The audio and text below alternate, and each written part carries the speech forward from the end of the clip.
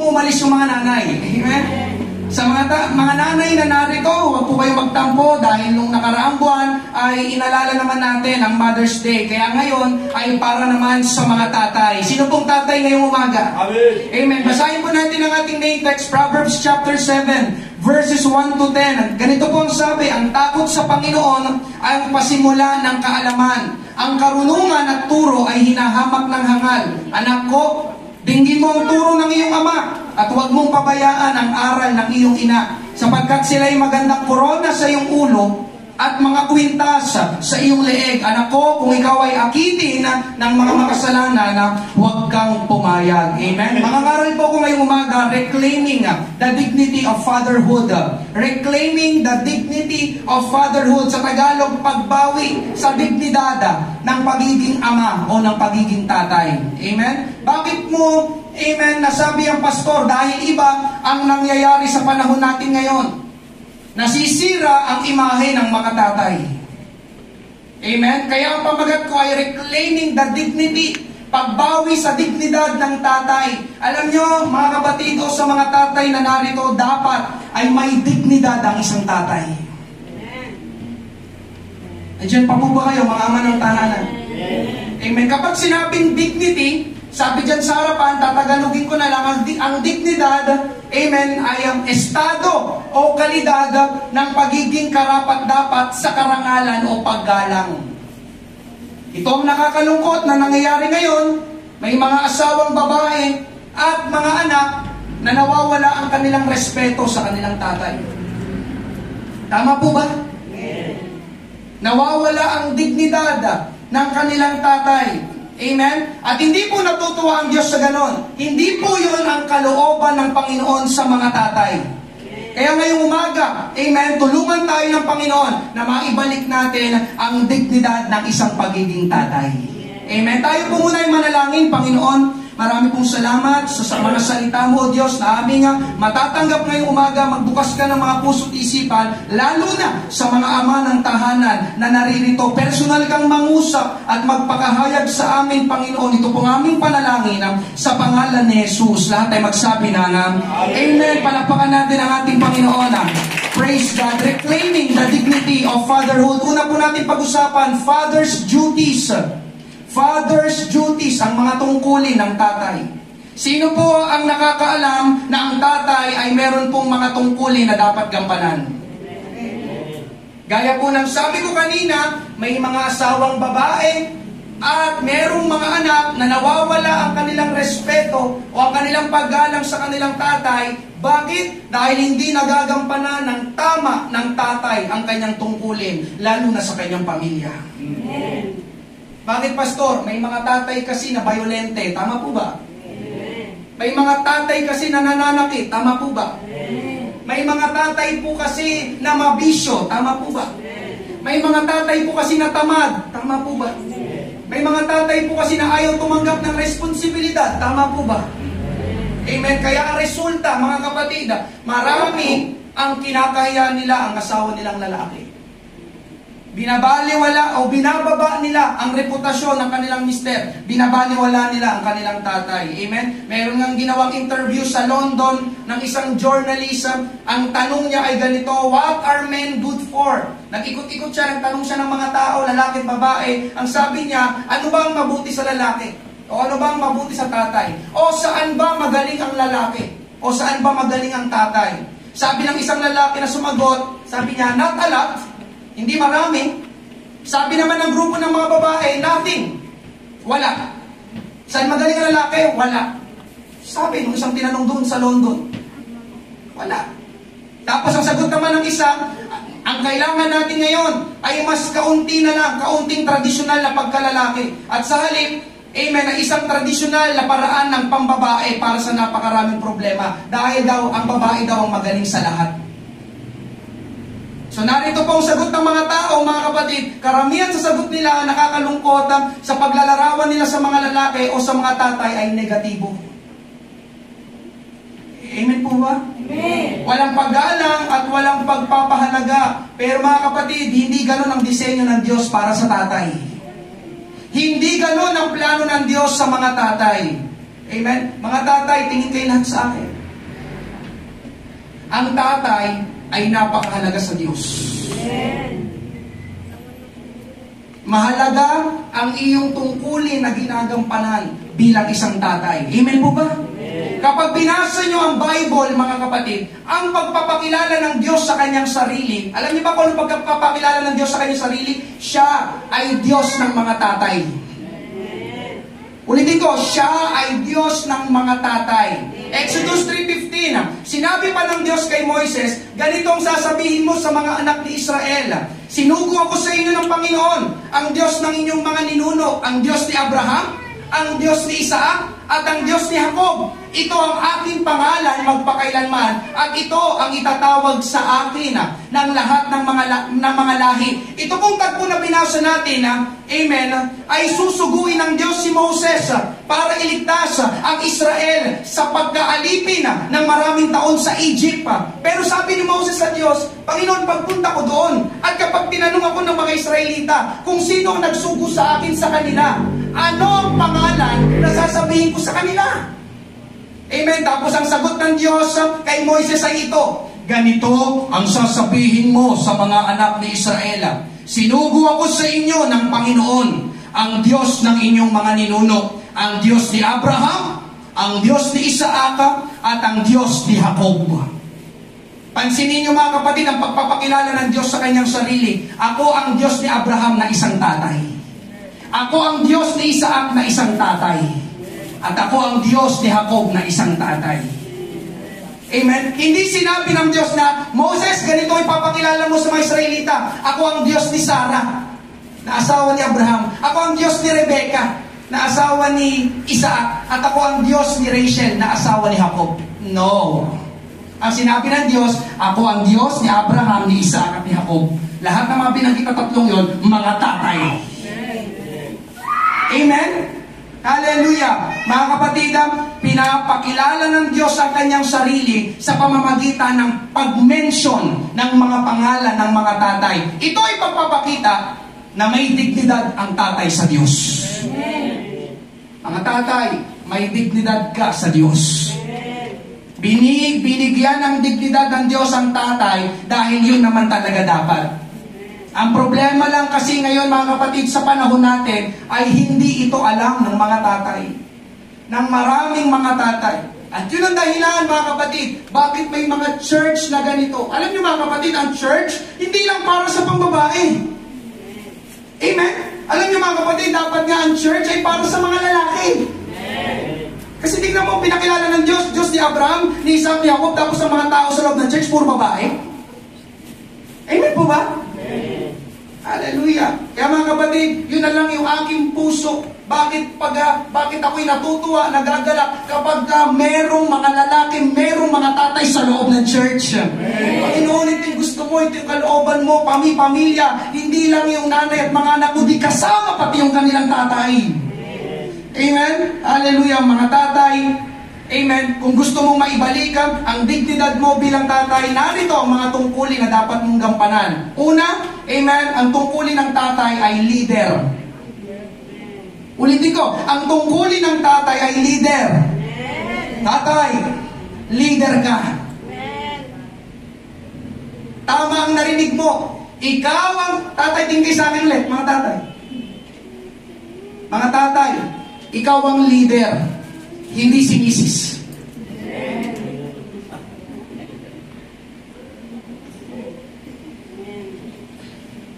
Mga nanay, pasintabi lang po. Hindi po ako nangaral ayon sa opinion ko. Mamaya, lahat to, may mga Bible verses. Amen? Oo, minsan, tinatawag mo ang Mrs. mo na commander. Diyan na ba si commander? Pero ikaw dapat ang leader, tatay. Amen. Hindi ko po ito sinasabi dahil ako ay isang lalaki. Hindi ko rin po ito sinasabi dahil ako ay isang tatay, kundi sinasabi ko po ito dahil ito po ang sabi ng salita ng Diyos. Ephesians 5:23, sapagkat ang asawang lalaki ang ulo ng asawang babae. Gaya ni Kristo na ulo ng iglesia na siya ang tagapagligtas ng katawan. Ang asawang lalaki daw ang ulo ng asawang babae. Hindi ang asawang babae ang ulo, kundi ang asawang lalaki. Hindi, ang gusto kong amen galing sa mga lalaki. Amen. Amen. Ibig sabihin mga kapatid ng ulo, amen, ang ulo ay nasa taas. Ang ulo ba nandito sa puwetan? Ang ulo nasa taas. Ikaw, amen, ang namumuno sa iyong misis at sa iyong pamilya. Amen. Mga tatay, ulo. Amen? Leader. Kapag sinabing leader, nangunguna, namumuno, lalo na pagdating sa spiritual na usapin. Lalo na pagdating sa mga bagay ng Diyos. Ang mga lalaki o mga tatay dapat ang nangunguna sa kanilang pamilya pagdating sa pagsisimba. Hindi yung, sige, kaya nyo na yan. Ipanalangin nyo na lang ako. No. Ikaw dapat ang nangunguna sa iyong pamilya. Ali kayo. Amen? Ali kayo, sweetheart. Mga anak, punta tayo sa church. Leader. Leader. Nandiyan pa po ba kayo mga tatay? Amen? Kayong mangunguna sa inyong pamilya, sa pananalangin, kayong mangunguna sa pamilya, sa pagpupuri, at kayong mangunguna sa inyong pamilya, sa paglilingkod sa Panginoon. Amen? Kaya lang mga kapatid, ito nga, ang nakakalungkot na nangyayari. Anong nakakalungkot na nangyayari? Inaagaw ang mga tatay ng dyablo. Ulitin ko ha, bakit hindi ito nagagampanan? Dahil inaagaw ng dyablo ang mga tatay. Nakakalungkot sa panahon natin, pero itong katotohanan. Nakakapatid ko sa Panginoon, ang mga tatay ngayon sa oras na ito, amen? Nasaan sila ngayon? Sila ngayon ang nangunguna doon sa sabungan. Mali ako? Tama ako. Ang mga tatay ang nangunguna sa inuman. Pero hindi ganon mga kapatid, hindi ganon ang disenyo at kalooban ng Diyos sa tatay. Alam nyo mga kapatid, gusto kong sabihin sa inyo na sinungaling ang dyablo. Winawasak niya ang pamilya at sinisimulan niya yon sa padre de pamilya.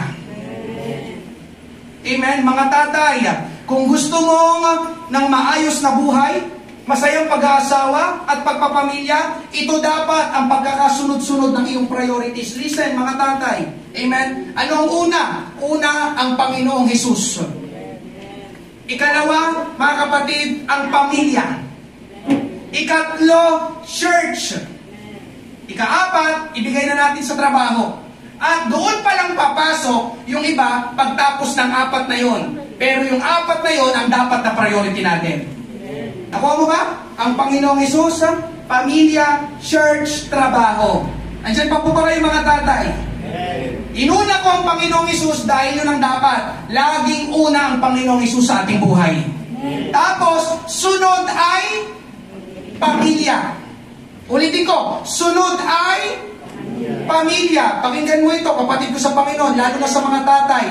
Kaya maraming mga mag-asawa ang nag-aaway dahil mas inuuna ng tatay ang barkada kaysa sa pamilya.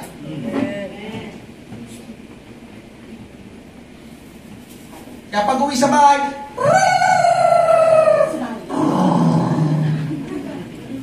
eh, malala mo na mo kayo, saan ka magaling? Kaya na makilala!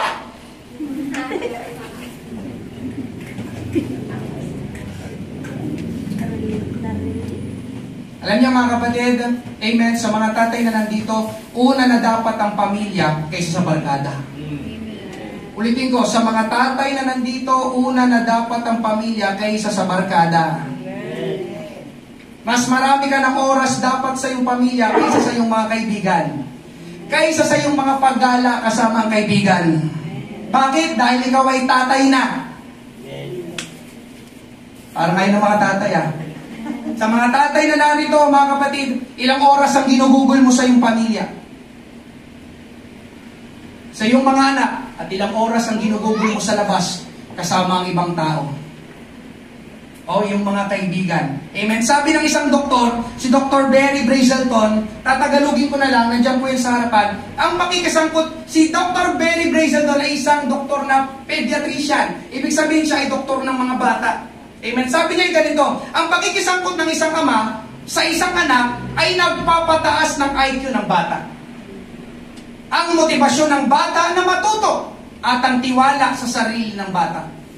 Bilang karagdagan, ang mga bata na may kasamang ama ay mas malamang na magkaroon ng pagkamapagpatawa, yung sense of humor, masayahin sila, mapagbiro. Hindi sila yung parang lagi nasa isang tabi, introvert, laging iniiwas yung kanilang sarili sa ibang tao. Amen? Sabi pa doon, pati na rin ng isang panloob na kapanabikan, inner excitement. Sabi doon, ang mga bata daw o ang mga anak na laging involved ang tatay nila sa kanila, nagpapataas ng IQ ng bata. Sabi ni Dr.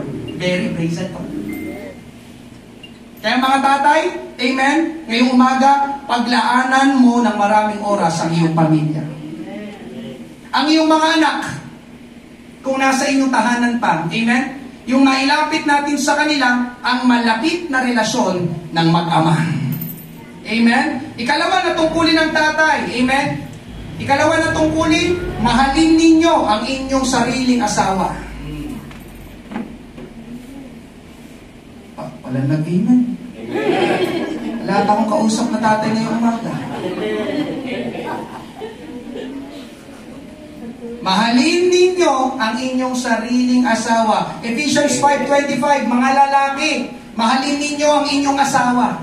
Napakalinaw po ba? Amen. Mga lalaki, sino mga lalaki? Amen. Mahalin ninyo ang inyong asawa. Amen? Ang sabi dito mga kapatid ay, inyong asawa. Hindi ang asawa ng inyong kapitbahay. Hindi rin asawa ng iyong katrabaho. Amen? Kundi ang sabi ay sariling asawa. Nandyan pa po ba kayo? Amen. Amen? Ang sabi ay mahalin. Hindi saktan. Amen. Hindi pagmalupitan. Hindi bigyan ng stress. Kundi ang sabi ay mahalin. Amen? Anong klase ng pagmamahal, Pastor? Nandito din. Tulad ng pagmamahal ni Kristo sa kanyang iglesia o sa kanyang church. Ano bang ginawa ni Jesus Christ sa church? Nagsakripisyo si Jesus para sa church. Namatay si Jesus para sa church. At nandyan palagi ang Panginoong Jesus palagi para sa church. Mga kapatid, ganun ang paglalarawan ng pagmamahal ng asawang lalaki sa asawang babae. Handa mong ibigay ang iyong buhay para sa iyong asawang babae. Pastor, mamamatay ako para sa kanya. Yes. Mahalin ninyo ang inyong asawa tulad ng pagmamahal ni Kristo. Ibinigay ni Jesus ang kanyang buhay para sa church. Amen po ba? Amen. Amen. Mga kapatid, hallelujah. Ikatlo, natungkulin ng tatay. Ang tatay dapat, ito ang primary duty ng tatay. Ang tatay, ang spokesperson ng Diyos sa kanyang pamilya. Ang tatay dapat, ang unang nakakarinig ng tungkol sa Diyos. Ang tatay dapat, ang unang nakakatanggap ng mga kapahayagan mula sa Diyos. At kung ano ang nalaman at natutunan ng tatay mula sa Diyos, yun ang ipapasa niya sa kanyang pamilya. Alam niyo mga kapatid, kapag binasa niyo ang Bible, ang kinakausap ng Diyos sa Bible, mga lalaki, mga tatay. Amen? Amen. Nangusap ang Diyos kay Abraham, tatay. Nangusap ang Diyos kay Jacob, tatay. Nangusap ang Diyos kay Noah, tatay. Nangusap ang Diyos kay Moses, tatay. Hindi yung mga misis nila. At kung anong sinasabi ng Diyos sa kanila, sinasabi nilang nila sa kanilang pamilya. Sa Bagong Tipan, merong isang lalaki, siya ang magiging asawa ni Maria, siya ay si Jose. Habang nagbubuntis si Maria sa Panginoong Hesus, nagkaroon ng mga problema dahil gustong ipapatay noon ng isang hari. Amen, si Haring Herodes ang mga sanggol, kaya kailangan nilang tumakas mula kay Herodes. Matthew chapter 2, verses 13 to 14, nang makaalis na sila, ang isang anghel ng Panginoon ay nagpakita kay Jose sa panaginip na nagsasabing, bumangon ka, dalhin mong sanggol at ang kanyang ina, at tumakas kayo patungo sa Ehipto. Manatili kayo roon hanggang sabihin ko sa iyo, sapagkat hahanapin ni Herodes ang sanggol upang siya'y patayin. Kaya't siya, si Jose, ay bumangon at dinala ang sanggol at ang ina nito ng gabing iyon at pumunta sila sa Ehipto. Mga kapatid, sa tagpong ito, si Jose ang kinausap ng anghel ng Panginoon. Kay Jose nagbigay ng instruction, hindi kay Maria. Ito ay pagpapakita na ang tatay ang spokesperson ng Diyos sa pamilya. Ito ay pagpapakita na ang tatay ang gumagawa ng mga mahalagang desisyon sa buhay, pati sa usaping pampamilya. Ito ay pagpapakita na ang tatay nga ang leader. Amen? Hallelujah! Pero ngayong umaga, mga tatay, paano ka magiging spokesperson ng Diyos kung malayo ka sa Diyos? Paano ka makakarinig ng mga instructions mula sa salita ng Diyos kung wala ka dito palagi sa church? Paano ka magiging leader kung ibinibigay mo sa iyong misis ang tungkulin ng pagiging leader na hindi ayon sa disenyo ng Diyos? Nandyan pa po ba kayo mga tatay? Mga tatay, pakinggan mo ito. Ito, pakinggan mo ito. Amen? Hallelujah. Pagpapalain ka ng Panginoon, pati ang iyong pamilya, makukuha mo ang respeto at pagmamahal ng iyong asawang babae at mga anak sa oras na isuko at ibigay mo sa Panginoon ang iyong buhay. Amen. Ulitin ko. Sa oras na isuko at ibigay mo ang buhay mo sa Panginoon, mga kapatid, aayusin ng Diyos ang inyong pamilya. Maging ang relasyon ninyong mag-asawa. Amen po ba? Amen. Ikalawa, pag-usapan natin, Father's instruction. Ang mga tagubili ng isang tatay. Instruction, mga tatay, tayo dapat ang nagbibigay ng tagubilin o direksyon sa ating mga anak. Amen? Ulitin ko, mga tatay, tayo dapat ang nagbibigay ng tagubilin o direksyon sa ating mga anak. Instruction. Balikan natin ang ating main text, Proverbs chapter 1 verse 8. Anak ko, dinggin mo ang turo ng iyong ama at huwag mong pabayaan ang aral ng iyong ina. So mga tatay na narito, hindi lang ang nanay ang nagtuturo sa anak. Nagtuturo din ang tatay. Ulitin ko, nagtuturo din ang tatay.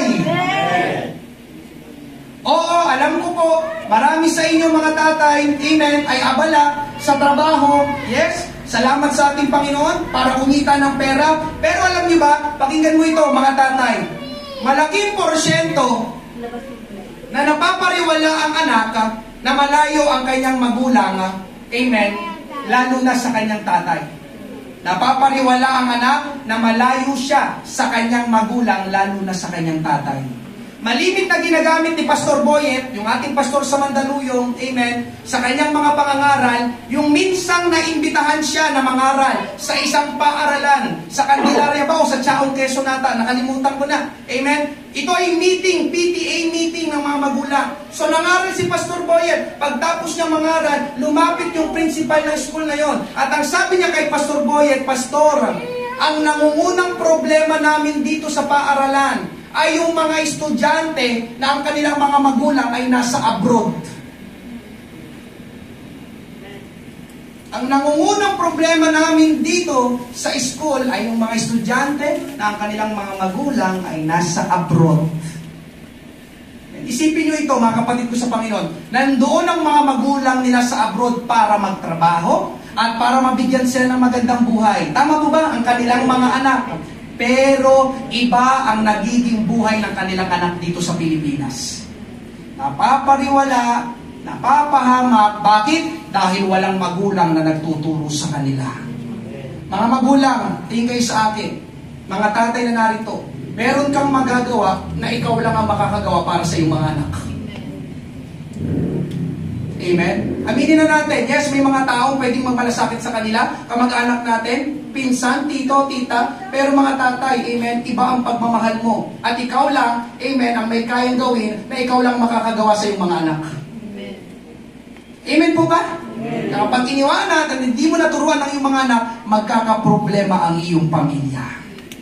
Amen po ba? Amen. Kaya mahalaga ang pagtuturo ng isang tatay sa anak. Amen? So una, magtuturo ang tatay sa pamamagitan ng salita. Sino dito nakakapagsalita? Ituturo sa kanila tama at mali. Ituturo sa kanila kung anong mabuti at hindi mabuti. Ituturo sa kanila kung anong katanggap-tanggap at hindi katanggap-tanggap sa buhay. Ituturo sa kanila kung anong pwede at hindi pwede. Amen? At kung kailangang magsabi ng hindi, magsabi ka ng hindi. No! Papa, pahingin naman 5,000. No!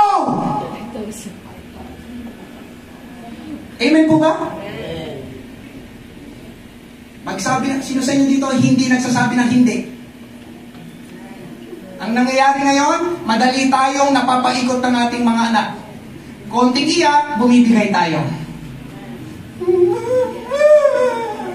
Sige na nga, sige na nga. Ano ba yun? Pwede mo ko lahat yan.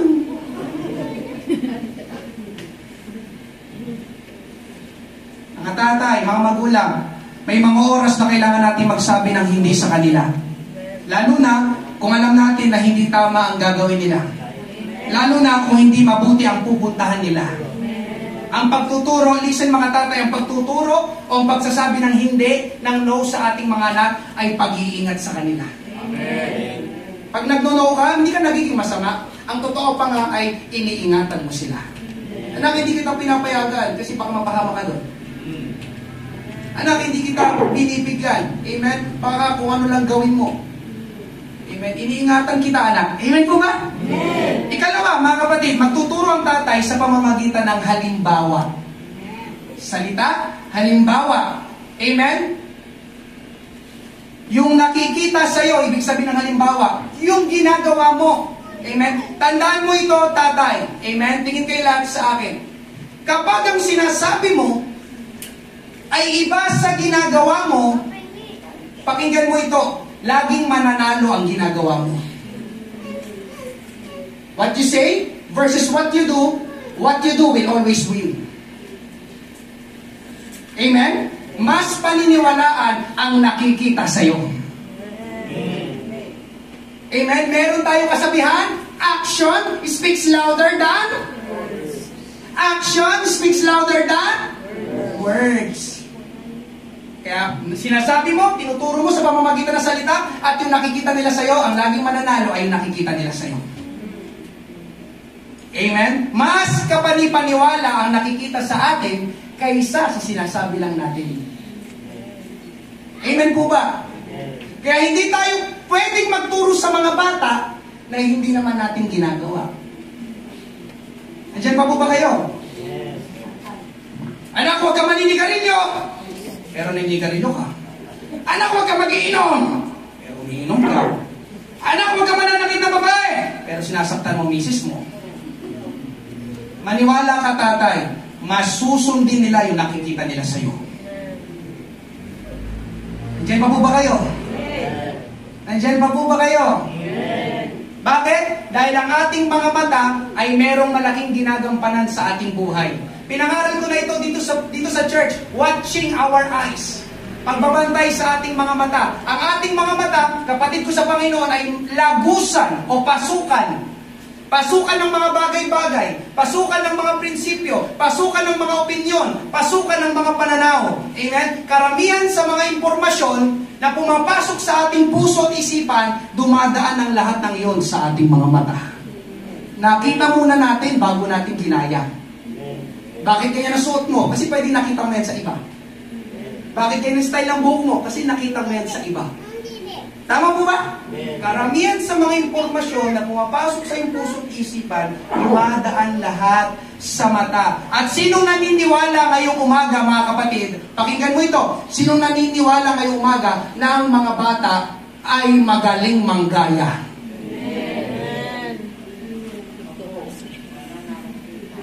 Tama ako. Kung anong nakikita nila sa'yo, ay tiyak na gagayahin nila. Kaya mga tatay, anong nakikita sa atin ng ating mga anak? Amen po ba? Saan mo nakita yan? Saan mo natutunan yan? Sa'yo.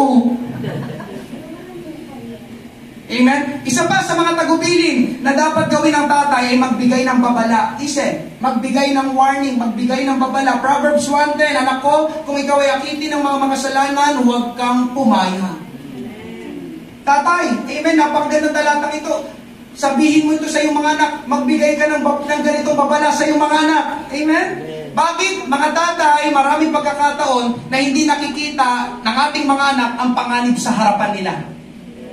Amen? Alam niyo ba, mga bata, mga ignorante, mga musmos, wala pang masyadong kalang-alam, pero ikaw na tatay, na marami ng karanasan sa buhay, matuturuan at mababalaan mo sila. Amen? Tayong mga tatay ang nakakakita ng panganib o sa panganib, amen, at dapat na magbigay tayo ng babala sa kanila. Anak, pinagdaanan ko na yan. Anak, huwag kang pupunta doon. Anak, huwag kang sasama sa kanila. Anak, nakita ko na iyan. Amen? Ephesians 6:4, at kayong mga ama, huwag ninyong ipamungkahi sa galit ang inyong mga anak, kundi inyong turuan sila ayon sa saway at aral ng Panginoon. Wow! Praise God, mga tatay. Pansinin nyo ito, basahin natin muli. Sabi daw ay tuturuan sila. Sino ang ating mga anak? Magbibigay tayo ng instructions at babala ayon daw sa saway at aral ng ating Panginoon. Amen? Ngayong umaga mga kapatid, bakit natin gagawin na magbigay ng tagubilin at babala sa ating mga anak? Bakit, Pastor? Bakit kailangan pa namin gawin yan? Magbibigay kami ng instruction sa aming mga anak. Una, dahil yun ay magiging karunungan sa iyo bilang magulang at yun ay magiging karunungan sa ating mga anak. Ang ating main text po ay nasa Book of Proverbs. Proverbs, yung ating binasa kanina. Ang Book of Proverbs ay Book of Wisdom. Dahil ang nagsulat ng Book of Proverbs ay ang pinakamatalinong tao na nabuhay sa mundo, si Solomon. Amen? Kaya isinulat ito ng pinakamatalinong tao sa mundo, yung aklat ng kawikaan o ng Book of Proverbs. Amen? Sabi pa niya, Proverbs 1:7-8, ang karunungan at turo ay hinahamak ng hangal. Anak ko, dinggin mo ang turo ng iyong ama. At huwag mong pabayaan ang aral ng iyong ina. Sabi daw dito, binabaliwala ng hangal o ng mangmang ang turo. Kaya ang sabi ay, dinggin mo anak ang turo. Amen? Hallelujah! Mga tatay, kapag nakinig at sinunod ng iyong mga anak ang pagtuturo mo, ayon sa salita ng Diyos, magiging marunong sila sa buhay. Amen. Ikalawa mga kapatid, bakit tayo magtuturo sa kanila? Ang ating pagtuturo sa ating mga anak ay magiging hiyas na parang kwintas ng biyaya sa kanilang buhay. Proverbs 1:8-9, anak ko, dinggin mo ang turo ng iyong ama at huwag mong pabayaan ang aral ng iyong ina, sapagkat sila ay magandang korona sa iyong ulo at mga kwintas sa iyong leeg. Amen. Jewels, hiyas. Alam ito ng mga nanay na mahilig magsuot ng kwintas, ng mga hiyas. Bakit ka nagsusuot ng ganyan? Pwedeng pang maganda? Amen? At nagsusuot ka ng mga yan para ang mga bagay na yan ay nakakapag-attract sa mga mata ng ibang tao. Tama? Yung mga hiyas, yung mga kwintas, mapapatingin sila sa'yo, lalo na kapag maganda at nagniningning ang iyong kwintas. Ngayon, ang sinabi dito mga kapatid, ang pagtuturo sa mga anak ay parang pagsusuot ng kwintas sa kanila. Hindi ito panlabas na usapin, kundi yung pagtuturo na nilalagay mo sa kalooban nila. Na yung mga tinuro mo, kapag sinunod ng mga anak mo, makakatawag yan ng pansin sa ibang tao. Uy, alam mo yung anak ni Kumare, ni Kumpare, lagi nasa church yun, ano? Uy, anak, kalihan dito. Uy, yung anak ni Kumpare, lagi nasa church. Dapat ikaw pumunta ka rin doon sa church. May nakikita sila. Amen? Uy, alam mo yung anak ni Kumpare, anak ni Kumare, hindi pala umiinom yun, no? Ay, oo nga pala, sumisimba pala yun doon sa born again church. May nakikita sila na bunga ng iyong pagtuturo. Amen? Na sa kanila, nakaka-attract yun sa kanila. Bakit ganun? Iba yung anak ni ganito kaysa sa anak ko. Amen po ba? Hallelujah! May nakikita sila sa ating mga anak na parang kwintas na nakaka-attract dahil naturuan natin sila. Amen? Alam nyo mga kapatid, isa sa pinagmamalaki, amen, ng tatay ko sa mga kapitbahay namin sa Mandaluyong ay hindi kami naging katulad ng mga tao doon. Siyempre, biyaya ng Panginoon, salamat sa Diyos. Dahil ang kinalakihan namin sa Mandaluyong, ang pinakamalaking squatters area doon. Barangay Addition Hills, i-search nyo. Kami ni Rolin, Mandaluyong City. Nandun na lahat ng uri ng kasalanan at kasamaan. Nakakakita ko doon, binibitbit ng 4 na tao kasi sinaksak. Nakakita ko doon. Addition Hills, yun ang lugar na kinalakihan ko. Napakaraming adik. 10 years old, runner na ng droga. Pero yung tatay ko, narinig ng nanay ko, kasi may tindahan doon yung aking tatay at nanay doon sa Mandaluyong. Amen. May mga kakwentuhan siya minsan, syempre, doon na kami lumaki, mga kaibigan ni Papa. Amen. May kausap daw si Papa. Nag-usap sa mga, sabi niya, buti na lang. Amen. Yung ating mga anak hindi naging katulad nila. Amen. Karamihan sa mga kabatch ko, wala na. Durugista na. Amen. Wala. Magulo. Sira ang buhay. Amen. Kaya salamat sa Panginoon na turuan kaming magkapatid. Amen. Pangatlo, panghuli, Father's help. Ang tulong ng tatay o ang tulong na kailangan ng isang tatay. Pastor, parang hirap naman ng pinangaral mo bilang isang tatay ngayong umaga. Kaya ko bang gawin lahat ng yan? Amen. Ang magandang balita ngayong umaga sa lahat ng mga tatay na narito, amen, na makakaya mo sa tulong ng Diyos. Amen. Our help comes from God. Amen. Alam niyo mga kapatid, amen, nagtestimony na ako kanina, pero magte-testimony ulit ako ngayon. Hindi rin ako lumaki sa isang perpektong pamilya katulad ninyo. Amen. Katunayan, ang relasyon naming magtatay ay hindi ganong kalapit. Kaming magtatay. Amen? Kaya sobrang natutuwa ako ngayon sa mga kabataan dito sa church na nakakasama ninyo ang inyong tatay dito sa church. Ikausap nga ako, sabi ko, salamat sa Diyos, kasama mo, buong pamilya kayo, naglilingkod dito sa church. Ang sarap palang pagmasdan. Amen? Si Papa, mga kapatid, ay hindi mananampalataya. Ngayon na lang siya sumasama o naisasama ni Mama sa Mandaluyong Church. Kanina, kausap ko si Mama, nandun sila, dumalo sila ni Papa at ni Mama sa Mandaluyong Church. Amen. Pero alam niyo mga kapatid, ako ay lumalaki noon na hindi rin mabuti ang nakikita ko sa aking tatay. Nag-aaway sila ni Mama, madalas. Sakitan, kita ko. Amen. Umuuwing lasing si Papa, hihiga sa sofa. Diba? Hindi niya na alam yung mga nangyayari sa kanya. Hindi niya tatabihan si Mama kasi hindi niya na kayang bumangon sa sobrang kalasingan. Doon na lang siya matutulog. Amen? Nag-aalaga pa siya noon. Ang dami naming manok na panabong. At laging inuuna ng aking tatay ang mga kaibigan niya kaysa sa amin. Amen? Hindi po ako nag-iimbento ng kwento ngayong umaga. Kahit tawagan ko pa si Papa ngayon. Kaya habang ako ay nagbibinata, mga kapatid sa ating Panginoon, ganun din ang tinahakong landas. Barkada, inom, kalayawan. Tambay sa labas. Amen. Hanggang anong oras, nagagalit yung aking nanay. Amen. Dahil yun kasi nakita ko sa aking tatay. Siya nga umiinom eh. Siya nga, barkada. Amen. Pero salamat sa Panginoon, dahil kami, amen, una si Mama, napunta sa Father's house. Amen. At doon ako nakakilala sa ating Panginoong Jesus. Amen. At doon sa church, naranasan ko ang tulong ng Panginoon sa aking buhay. Unang Panginoon, ikalawa ang church. Amen? At sa church, ay merong pastor na isa ring tatay. Amen. Si Pastor Boyet. Amen? Tinulungan ako ng Panginoon na magkaroon ako ng pastor. At siya ang nagturo sa akin kung paanong maging isang mabuting tatay. Amen. Alam niyo mga kapatid, mahal ko ang aking tatay. Wala akong tampo sa aking tatay. Amen. Kapag nagkikita kami, batian, amen, tatanungan, kamustahan, minsan bumibisita sila dito. Amen. Pero alam nyo, mga kapatid, ang may malaking impact at impluensya sa aking buhay ay ang aking pastor. Binigyan ako ng Panginoon, ng spiritual father. Ikalawang tatay, ang aking pastor.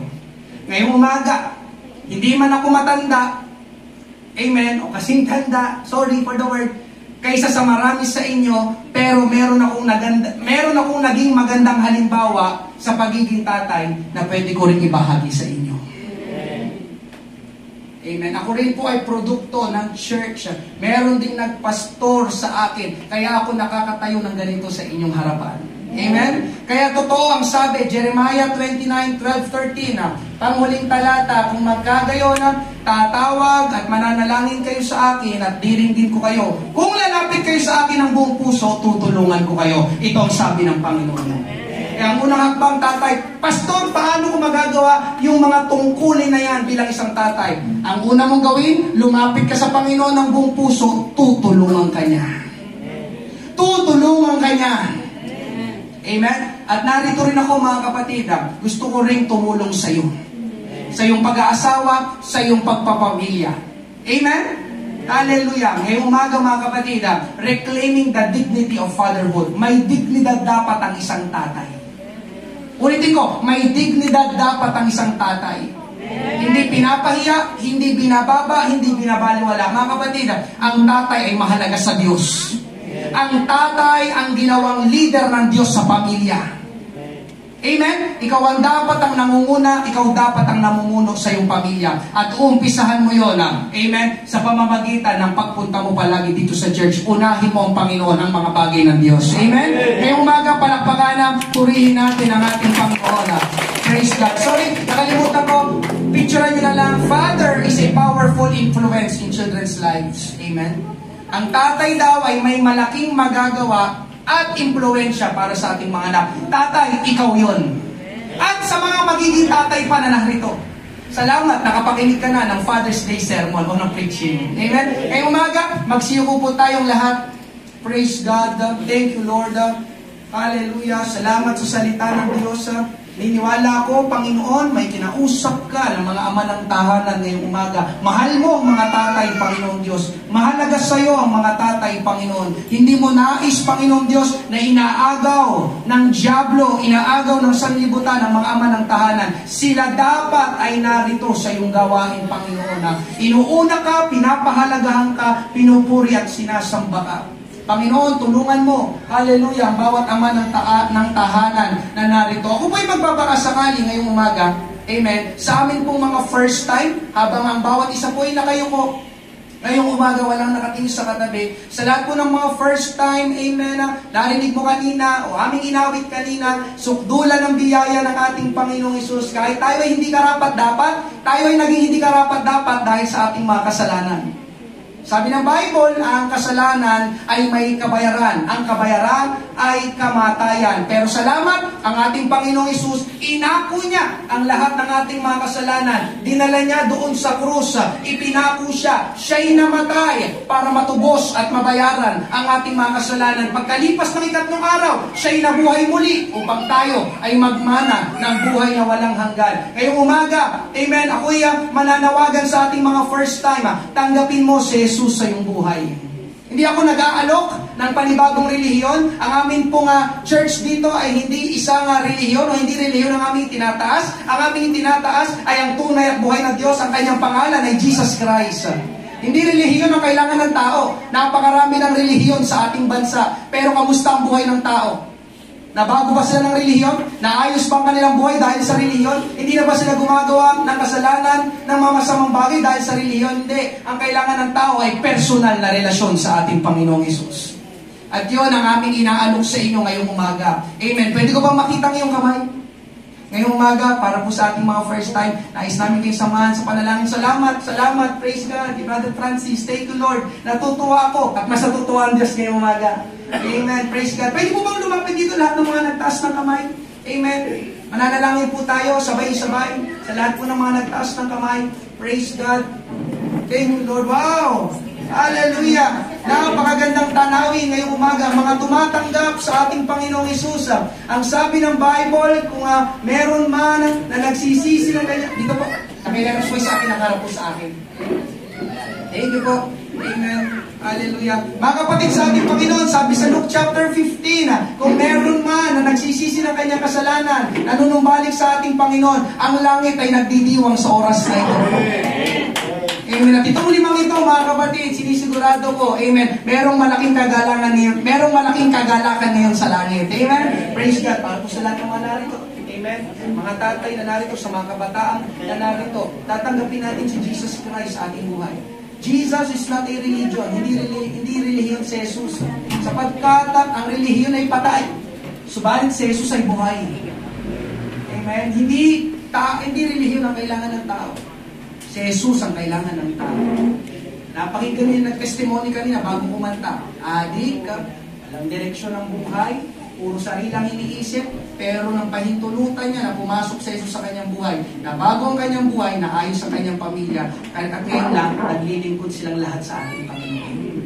Tatanggapin mo, amen, ngayong umaga, ang totoong makakapagpatawad ng iyong mga kasalanan at ang totoong makakapagdala sa iyo sa langit sa buhay ng walang hanggan. Ang pangalan niya, Jesus Christ. Jesus Christ. Pwede pa kayo lumapit dito. Mananalangin tayo sa ating Panginoon, hihingi tayo ng tawad.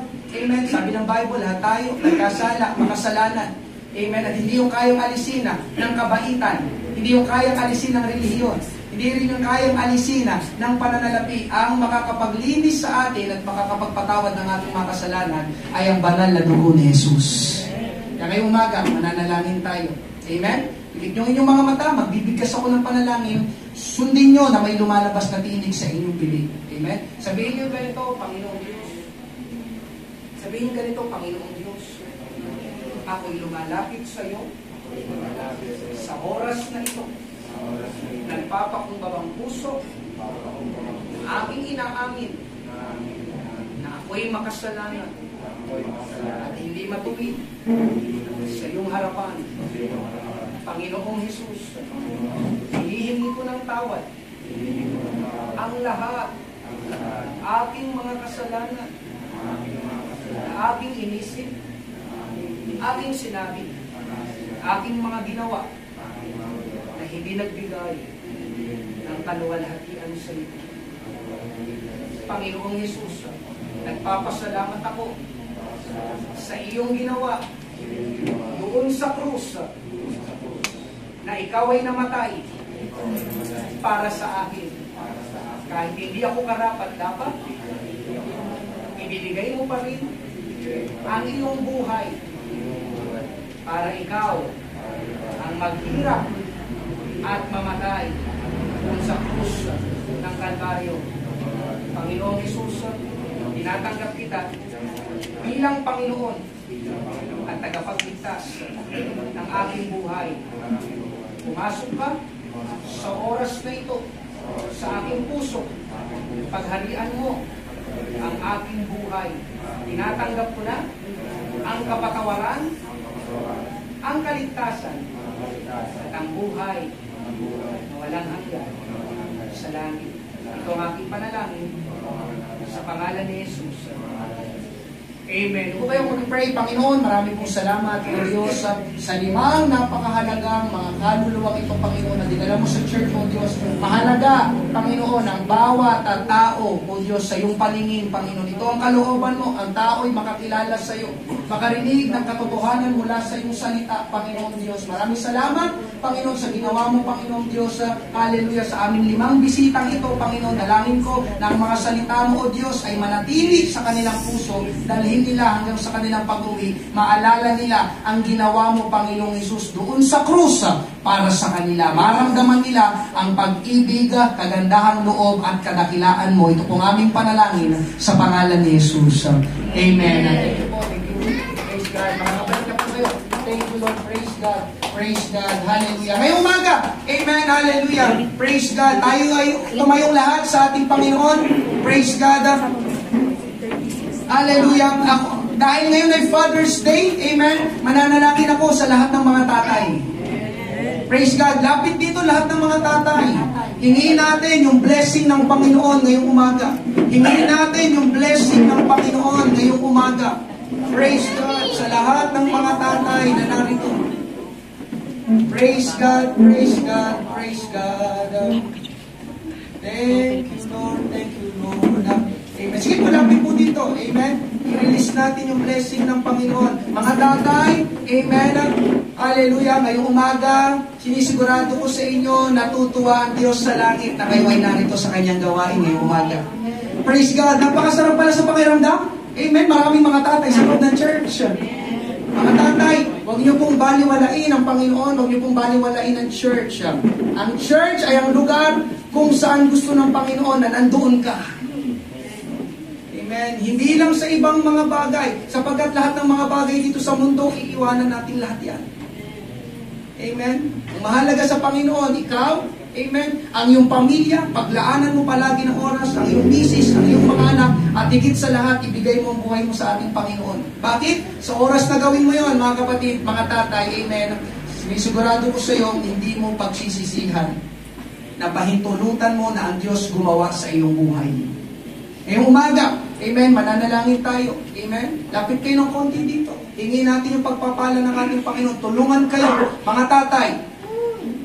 Amen. Mga tatay, kailangan kayo ng inyong pamilya. Kailangan kayo ng inyong pamilya. Kaya nga tawag ay haligi.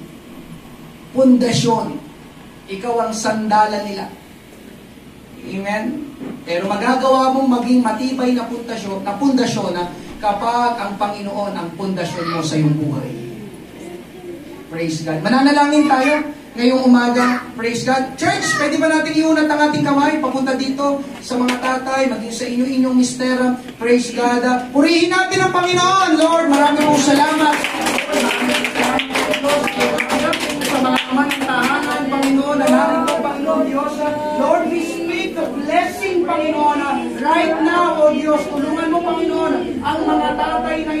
kailangan kanila, Panginoon Jesus, pahintulutan kanila, Panginoon, na papasukin, Panginoon, sa kanilang buhay, ihandog, ibigay nila, Panginoon, ang kanilang buhay sa iyo, pagtiwalaan nila, Panginoon Diyos, ang iyong mga salita, tulungan mo sila, Panginoon, bigyan ng karunungan sa lahat ng kanilang mga gagawin, mga pagpapasya na kanilang gagawin, para sa kanilang pamilya, para sa kanilang mga anak, O Diyos, ikaw rin ang nagsabi, Panginoon, inihahanda mo, Panginoon, ang magandang kinabukasan ng bawat isa na nagtitiwala at naglilingkod sa iyo, Panginoon Jesus. Panginoon, tulungan mo mga tatay na ito, O Diyos, isurrender nila totally ang kanilang buhay sa iyo. Totoo, Panginoon, na maging matibay na pundasyon sila, haligi ng tahanan, Panginoon, sa kanilang mga tahanan. Panginoon, maraming salamat sa mga tatay na ito, Diyos. Patuloy mo, Panginoon, na liwanagan ang kanilang puso't isipan, Panginoon. Sila ang maging leader, Panginoon, sa kanilang pamilya. Lord, we speak authority, we speak dominion, Panginoon. We are claiming your power, Panginoon Diyos. Patuloy na kalakasan, Panginoon, sa pisikal na pangangagawan at katatagan sa aming pananampalataya, Panginoon Jesus. Pagpalain mo, Panginoon, ang bawat tatay na ito, ang kanilang pamilya at ang kanilang mga anak, ganun din ang kanilang mga hanap buhay, Panginoon. Marami pong salamat. Inaangkin namin, Panginoong Isus, ikaw ay magliligtas pa ng maraming mga tatay. Ikaw ay magliligtas pa ng maraming mga pamilya dito sa Father's House, Pateros. Ito ang aming panalangin sa pangalan ni Jesus. Lahat ay magsabi na Amen. Praise God. Thank you. Happy Father's Day po. Happy Father's Day. Happy Father's Day. Happy Father's Day po. Praise God. Hallelujah. Happy Father's Day. Happy Father's Day. Bro, Happy Father's Day. Amen. Panghuli na po, mga kapatid. Awitan natin ang Panginoon bago tayo magtapos. Kay buti-buti mo. Praise God. Dahil, amen, naniniwala ko may ginawa ang Panginoon ngayong umaga. Praise God.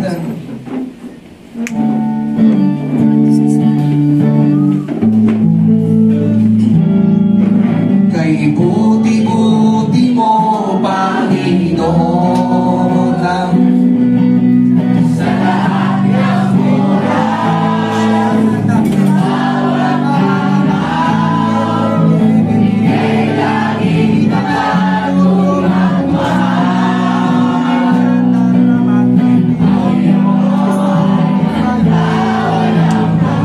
Kay buti-buti, kay buti-buti mo, Panginoon,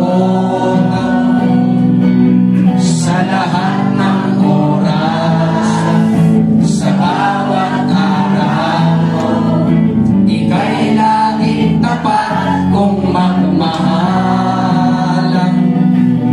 Ang iyong kaawa ay magpaabang nakataas ang ating kamay, pinupuri, sinasamba kita, dakilang Diyos at Panginoon. Tunay na ika'y walang katulad, tunay na ika'y di nagbabago, mabuti ang Diyos. Sa uling pagkakataon, pinupuri, sinasamba kita, dakilang Diyos at Panginoon. Tunay nga ika'y walang katulad, tunay nga ika'y di nagbabago, mabuti ang Diyos na sa akin nagmamahal. Mabuti ang Diyos na sa akin nagmamahal. Mabuti ang Diyos na sa akin nagmamahal. Simulan natin magpuri, magpasalamat, walagin natin ang ating Panginoon. Sa umagang ito, dakila ka, O Diyos. Salamat, salamat sa ginawa mo, Panginoon, sa umagang ito. Salamat, Panginoon Diyos, sa bawat pamilya na narito, Panginoon. Salamat sa iyong gawain. Salamat sa mga salita damo na aming natanggap, Panginoong Diyos. Pagpalain mo ang bawat ama ng tahanan, bawat ina ng tahanan, bawat mag-asawa na narito, at maging sa mga kabataan na narito, O Diyos. Ibalik mo kami sa susunod na gawain, Panginoon, na kailangan ka namin sa aming buhay. Panginoon, pagpalain mo ang bawat isa sa aming pansamantalang pag-iwahiwalay, sa aming pag-uwi, O Diyos, at pagpalain mo rin ang aming munting pagsasalu-saluhan sa umagang ito. Marami pong salamat. Ibinabalik namin sa iyo, O Diyos, ang pinakamataas na papuri at pagsamba, itong aming panalangin sa pangalan ni Jesus. Lahat ay magsabi na, praise God. Thank you, Lord. Maraming salamat po sa bawat isa. Pagpalain po tayo ng ating Panginoon. Amen. Pwede daw po ba tayo mag-picture? Mag-picture daw po. Praise God. Thank you, Lord. Ay, yung mga tatay. May lahat ba? Lahat? Mga tatay muna. O, sige, picture daw. Tatay.